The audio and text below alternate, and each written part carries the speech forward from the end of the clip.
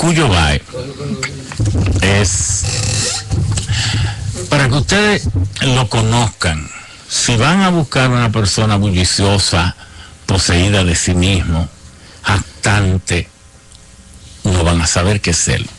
Busca un hombre humilde, de una recia personalidad, pero un suave trato a los demás. Cucuyo Bay, ingeniero.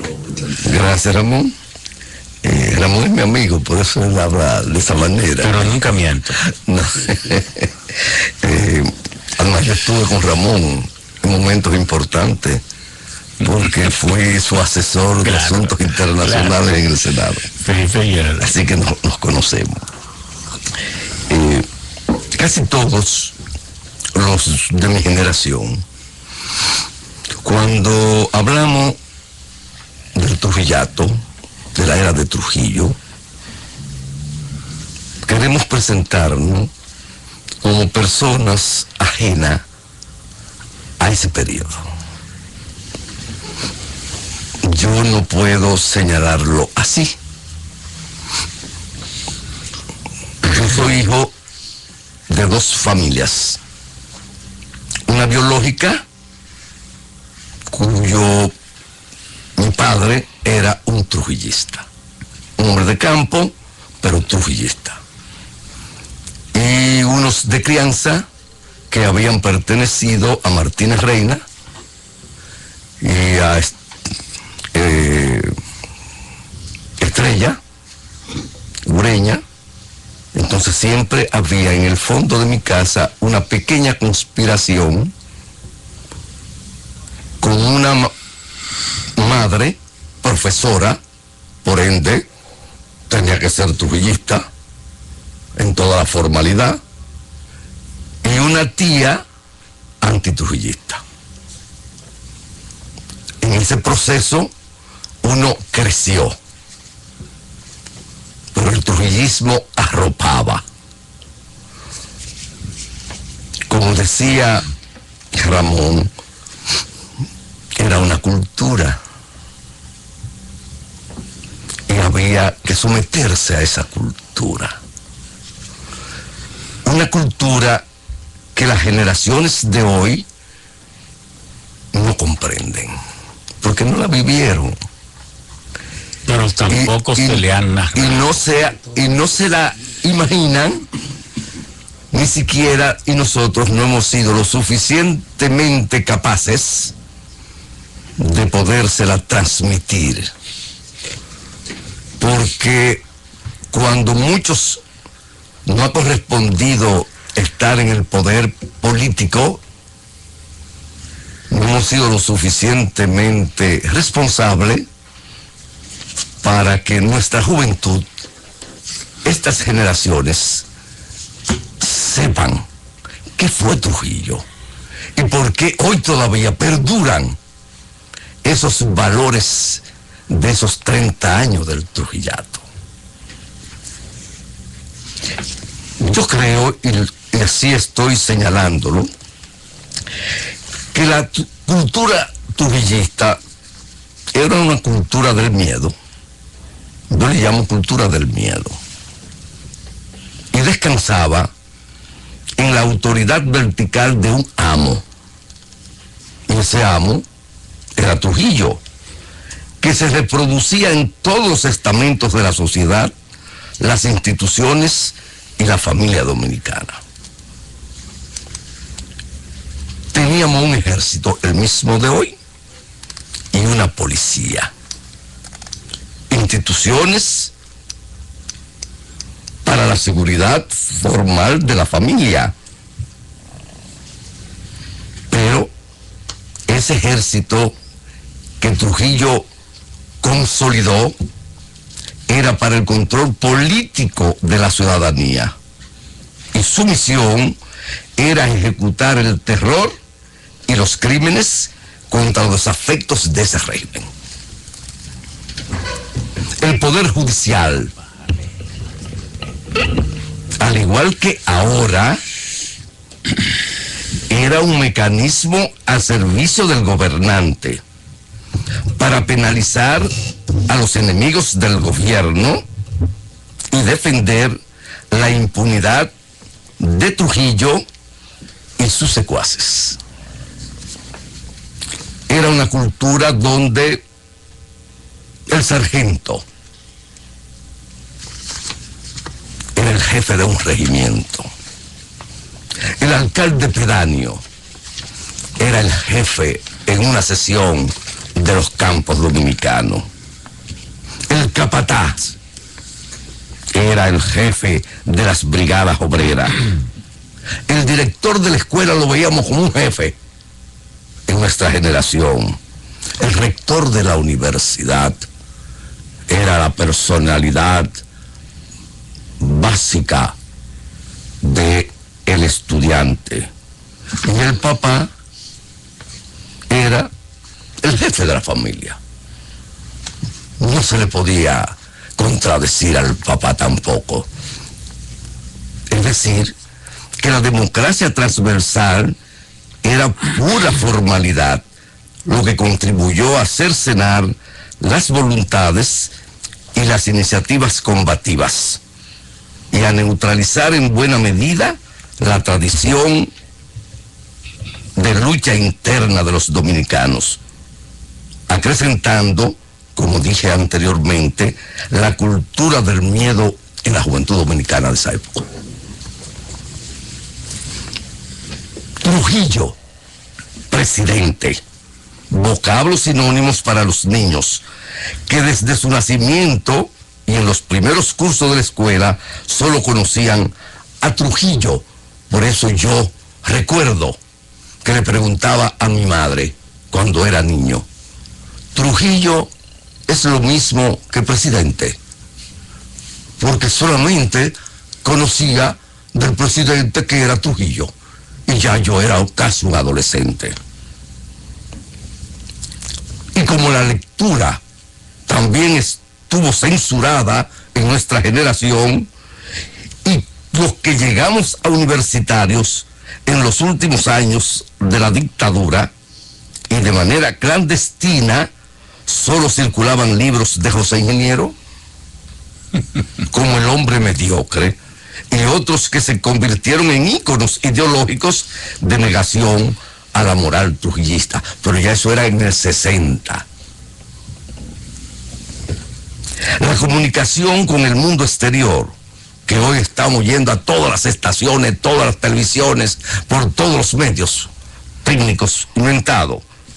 Esa comunicación con el mundo exterior, que era más limitada, estuvo vedada. Y viajar al exterior era un lujo que solo disfrutaban los Trujillos, los amigos de este y las familias que tenían alguna relación con el régimen. La juventud de clase media solo tenía dos opciones para su ascenso social: la universidad o ingresar al ejército y a la marina para poder estudiar. Ingresar a la universidad tenía un alto costo económico, muy difícil para los bachilleres del interior. Leandro lo recuerda, que está aquí, y Pachico, y Fafa. Además, tenían que ser depurados políticamente por los servicios de inteligencia del régimen. Solamente hay que saber que de 30 bachilleres de matemáticas en Santiago, en el año 53, solo pudimos asistir a la Universidad de Santo Domingo 7 estudiantes dominicanos de Santiago, la segunda ciudad del país. Y 6 que tenían desesperadamente el deseo de estudiar, pudieron venir a ingresar al ejército y la marina. Era la única forma que poseían. Cuando se habla de que cuando Trujillo la educación era algo importante, ese era el tipo de educación.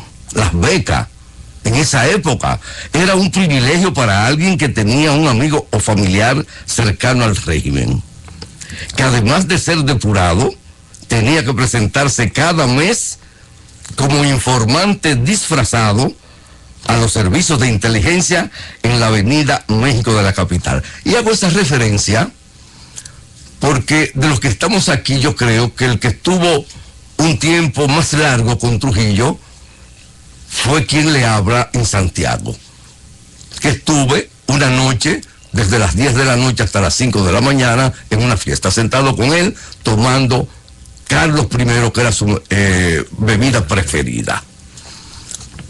Y como estábamos en la época de poder venir a la universidad, en un momento determinado, él nos solicitó que qué queríamos que él nos ofreciera. Y yo le dije, en ese momento, las condiciones económicas de la familia eran muy limitadas, que yo quería una beca para estudiar. Y él me dijo que sí. Como dicen los presidentes, inmediatamente que sí.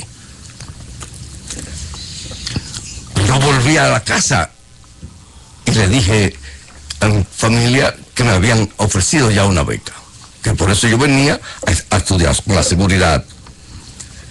Y un amigo que recuerda Leandro, porque era amigo de él y compañero de estudio, José Ordeiz, el ingeniero José Ordeiz, que era mi íntimo amigo, aquí en el Parque Independencia de la capital, ya yo en la capital, me dijo: Rafael, no insista con esa beca, que a los que tenemos beca de manera disfrazada, cuando vamos a cobrar a la Avenida México, tenemos que decir qué pasa en la universidad, o sea, dar informaciones. Delatar las acciones que se producían en la universidad. No lo hacían, la mayoría no lo hacían, porque esa no era su función, era su cultura de estar de informante. Pero había la presión de que el que estaba becado debía informar de las actividades políticas en los cursos en que estaban en la universidad. Ese momento de estar con Trujillo fue el resultado de una campaña que él inició de proselitismo en la juventud. Es por eso que yo me reúno con Trujillo en Santiago. En un baile de improviso, llega Trujillo, estábamos divirtiéndonos, y ahí duró él desde las 10, como les señalé, hasta las 5 de la mañana, compartiendo con nosotros e informándonos de sus viajes que había hecho a Europa en ese periodo. Convertido ya en universitario, se estaba obligado a participar como orador, y Leandro lo recuerda, en las concentraciones políticas y culturales del Partido Dominicano. Si el presidente del partido te seleccionaba en tu provincia para esos fines, y si te negabas, de seguro que iba a la lista negra del régimen y corría el riesgo de perder la inscripción en la universidad, porque todo el que no estaba de acuerdo con el régimen y con la política del Partido Dominicano, se le incautaba la inscripción. Ahí están los casos de Minerva Mirabal y de una serie de jóvenes de los del 46 que se mantuvieron en la lucha antitrujillista, y realmente sus inscripciones eran mutiladas. Si eran tantos casos, ¿por qué siempre solo mencionan las Mirabal? Es bueno que amplíen. Porque es el caso mucho más conocido. Primero por el martirilogio de las Mirabal, porque trascendieron nuestro país, y porque no hay, creo, un dominicano y dominicana que no sepas hoy quiénes fueron las heroínas de Salcedo, hermanas Mirabal. Entonces ella es el caso que uno más tiene mentalmente. Las opciones profesionales, es importante que lo sepamos. Señora, aquí solamente habían 6 opciones profesionales. En la universidad que estudiamos, lo que habían a 2.500 personas, porque habían todas las dificultades. ¿Qué era lo que podía hacer un joven dominicano si lograba venir a la universidad? Solamente podía ser ingeniero, podía ser médico, abogado, farmacéutico, agrimensor o topógrafo. Ya no había otras opciones. Otra vez repítalo para... Solamente habían 6 opciones. Usted era médico, usted era abogado, usted era ingeniero, usted era topógrafo, odontólogo, agrimensor, ¿Y veterinario? No había esa carrera. Okay. No había esa carrera. Esa carrera fue al final que se puso. Entonces los estudiantes estaban bajo la contradicción a veces de que los padres querían que fuese ingeniero, pero él lo que quería hacer era artista. No podía ser artista porque no había ningún sitio donde él podía ser artista. Él quería ser antropólogo. ¿A dónde iba a ser antropólogo? Por eso Leandro optó una vez por querer ir afuera a hacer un curso especial de hidráulica, porque aquí no lo había. ¿Dónde lo iba a hacer? Lo que era ingeniero solamente. Creo que esas son las formas en que se desarrollaba el proceso de universitario. Pero hay algo importante, Ramón: el derecho de asociación de un estudiante, de un joven en la universidad, la guardia universitaria. Usted era miembro de la Guardia Universitaria. ¿Y qué era la Guardia Universitaria? Una puede del Partido Dominicano, que tenía los disfraz militar y dirigido por hijos de connotados trujillistas o muchachos que estaban ligados a los servicios también de seguridad, y otros porque tenían que meterse en esa cosa. Y además de eso, también había los tutores ideológicos. El padre Posada, con los cursillos de cristiandad, que iba a buscarte a la universidad para darte los cursillos y prepararte ideológicamente para que acatara el régimen. Él era el tutor de Ramfis Trujillo y vicerrector de la universidad, y nunca olvido que fue una vez al parque de la universidad a buscarme, porque yo no quería ir al cursillo, para ver si me convencía de ir a uno de esos cursillos, que no eran más que preparaciones ideológicas y religiosas para que tú fueras un amigo del régimen.